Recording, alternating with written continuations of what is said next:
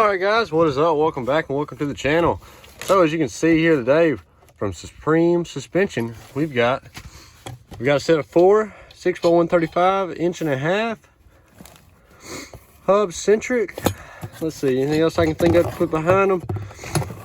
Anodized 14x2 on the studs. Basically that's all the specs on them, guys. These are the wheel spacers. We're going to throw them on the black truck. I think it's going to make it look real good. So here's the before. So if you look down the truck like that, not very wide. Same thing in the front, she's not wide at all. So we're going to try and change that today. Some things I want to run through real quick. If you want to put spacers on your truck, big thing to note, of course, these are going to be what goes off and goes in your original studs. I don't believe you have to trim with 1.5 inches. You might. I'll let y'all know if I run into that problem. Basically, take these off. Losing the box, I guess. But the drop down in here goes on your original studs. You put your lug nuts on these. Best thing to do, make sure you lock tight these. Check them every 5,000 miles. So you should be rotating your tires around then anyway. Just double check them, make sure they're tight. You don't want a wheel spacer walking off. The studs on them shouldn't break, but they haven't been known to break before. So that's just something you run into, something you have to know. It's a risk. Basically, it's any parts can fail, but we're gonna go ahead and jump into it. Y'all like that? We're gonna go ahead and jump into it. Supreme Suspension, they did a great job packing these up, sending them out. I mean, guys, you get all kinds of stuff. You get air fresheners, stickers, bottle opener. I mean, you get it all. These guys don't miss, all right? So we're gonna go ahead and slap these on, let y'all see what they look like. So catch you in just a second. All right, guys, look at that. We got her done.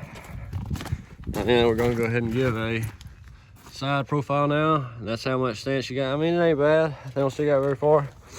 I do want to go ahead and talk about one thing real quick. If you want to do this to your truck and you got about the same setup. So these are 20 by 8.5 with a positive 44 offset, 35, 12, 50, 20. Right here on this fender flare, get the focus there. There you go, right there on the fender flare. As you can see that fresh spot, that's where the tire touches. You might want to, I'm probably going to go to about right here and trim at an angle. And if that's enough, that'd be okay. But I mean, minor trimming, we'll Dremel, take care of it real quick. That's the only place we've noticed this road so far. It does get really close to that front valence, but I mean, it's already close, so not bad though. What do you guys think? With that, she got a little width to her now, but we're gonna go ahead and jump on to the other side. All right, guys, what are we thinking? We finally got the other side done. It's not a big difference, and the truck is sitting kind of weird on this side, so you can't really see, I guess, how much of a difference it makes on the width. That's just a down to look at the truck for you. But we're gonna go ahead and look at the clearances. So this is how close we are to the front valence. I mean, look at that, guys. I mean, that's close. If you had really aggressive, probably like truck wraps or mud wraps, something like that, you probably have to just take the corner off of that. And what I ended up having to do on the fender flares is basically, it's a little jagged now. I hadn't really got able to clean them up yet, but basically I cut straight down and across right there, because that's where the tire would catch. Realistically, if you just had to, you could go all the way up and around and like that if you had like really big tires, and it's still, you'd only be able to see it if you're looking for it. But I mean, other than that, guys, everything's been good. I want to run through a couple things what you should do if you put spacers on your truck.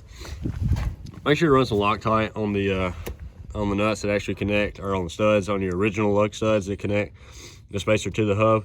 Just do it. Just go ahead, spend the extra 5 seconds, and then if you can, run around them all with the breaker bar. Just make sure they're tight. Don't try and strip them out, stretch the threads, anything like that, but make sure they're good and tight. And check them every 5,000 miles, and you should be able to get a little bit of stance without having to buy new wheels. So, but I think that's all for this video. What do you think, Dustin? Dance. All right, catch you guys later. Peace. All right, guys, what is up? So I just made a short drive, and I just want to talk about real quick. So I did the trimming on the fender flare right there. As you can see, I just need to take a corner off right here. We'll be good. And we are having a little bit of rubbing right there, right on the corner.